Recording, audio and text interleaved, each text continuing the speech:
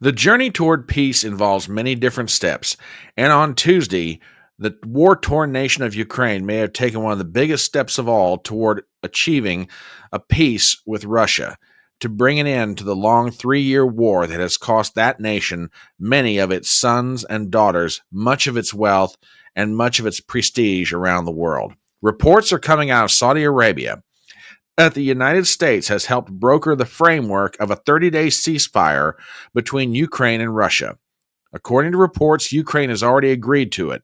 Now it's up to the Russians. If they agree to the 30-day ceasefire, then at that point, hopefully, negotiations will open up between the two countries to bring about a lasting and final end to this conflict. We've got the details, so hang on 1 second and we'll bring it all to you.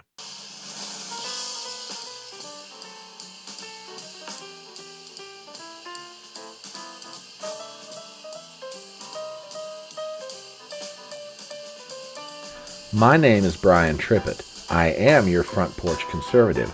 Step on up to my electronic front porch and let's talk.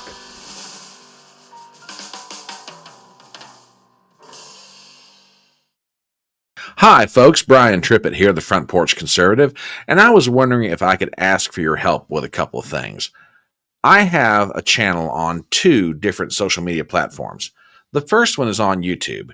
You can find me there at Chatting on the Porch. The other platform is over on Rumble. You can find me there simply by typing in my social media handle, the Front Porch Conservative. Would you please do me the following? If you are not a subscriber to my channel, please subscribe to me on both YouTube and Rumble. Number two, please hit the bell for notification. I want to make sure you're always aware when new material is coming out, be it a video or a live stream. Number three, please leave a thumbs up after this video and also leave some comments. Believe it or not, it really does help with the algorithm. And finally, please share the link around to my channel.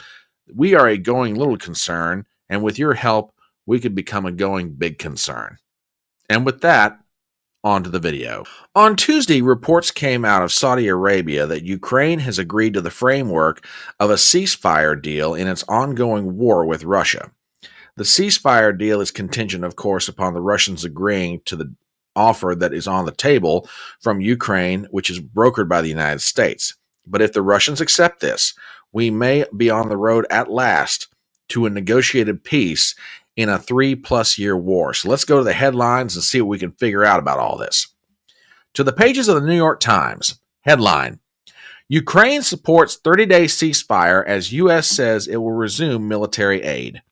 The deal announced on Tuesday delivered new momentum to efforts to halt the fighting, with the ball for any truce now in Russia's court, said Secretary of State Marco Rubio. Article by Andrew Kramer and Alan Rappaport. We have the following. Dateline, Jeddah, Saudi Arabia. Ukraine said it would support a Trump administration proposal for a 30-day ceasefire with Russia, an announcement that followed hours of meetings on Tuesday in Saudi Arabia, where the United States agreed to immediately lift a pause on intelligence sharing with Kiev and resume military assistance. The talks in the coastal city of Jeddah, Saudi Arabia, brought new momentum to ceasefire negotiations that had faltered after a public confrontation at the White House between the Ukrainian and U.S. presidents. The Trump administration had suspended all military aid and intelligence sharing in the aftermath of that combative meeting in Washington.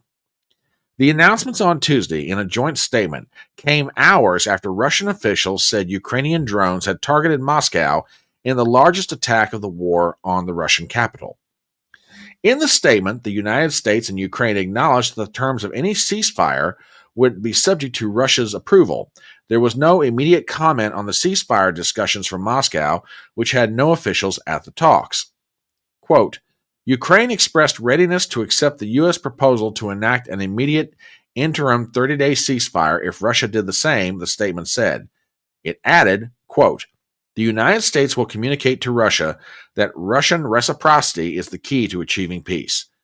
At the conclusion of the meeting, Secretary of State Marco Rubio said that the agreement now puts the pressure on Russia to end the war. Quote, we will take this offer now to the Russians, and we hope that they'll say yes to peace, Mr. Rubio said.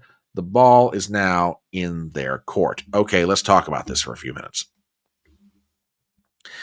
Donald Trump has made no secret for years be it when he was a candidate running for president and now sworn in as the 47th president of the United States, that he wanted to bring about a swift end to the war between Ukraine and Russia, a war that is dragging on into stalemate territory. The Russians would probably inevitably win the conflict, but not without exacting a great cost in terms of manpower and military assets. Ukraine, on the other hand, could keep the war going. But how many more soldiers and how much more land and how much more destruction of its nation must it see before it finally comes to an end? As I said at the very beginning, the road to peace takes a lot of steps. This is the first. Now, the Russians have publicly been very skeptical of the idea of a ceasefire on the grounds that they worry that it would give Western Europe, particularly NATO and the United States, time to rearm Ukraine, such that when rearmed and ready, Ukraine could look at the Russians and go, what peace? Let's go back to fighting.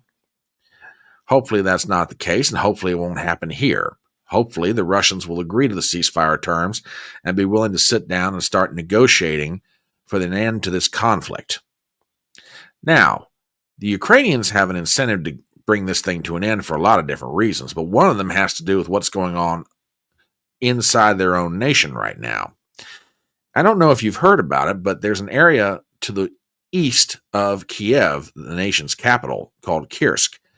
The Kursk campaign for the Ukrainian army is going disastrously. And if you look at it on a map, although there's quite a few miles between Kursk and Kiev, it's not that big of a jump, and many military experts have wondered if the resistance the Ukrainians are putting up in the Kursk province might be the last best stand of the Ukrainian army. If that's the case, and there is little to no resistance between Kursk and Kiev, it wouldn't take the Russians long to move manpower and military asset right to the front door of the Ukrainian capital. So, maybe given what's going on the ground inside Ukraine is influencing these talks in Saudi Arabia. Time will tell. But in the meanwhile, we have the beginning of a ceasefire. It's my hope and my prayer that the Russians will agree to the terms and they'll start sending delegates to the table to sit down with the Ukrainians and the Americans to bring an end to this long and bloody fight. No telling what the Russians will do yet, and in the end you can make an argument no telling what the Ukrainians will do. But at least in this moment, the Ukrainians are willing to say, enough. But that's what I've got to say about it. What do you think? As we start to wrap up this video, please do me some favors as always. Number one, if you're not a subscriber to my channel, please do so. Number two, please hit the bell for notifications. I want to make sure that you are always aware when new material is coming out, be it a live stream or a video. Number three, please leave a comment below and also hit the thumbs up. You would not believe how much that helps with the algorithm as far as getting the influence of this channel out there. And finally, please share the link around with your friends. It really does help. My name is Brian Trippett. I am the Front Porch Conservative, and I'll see you next time.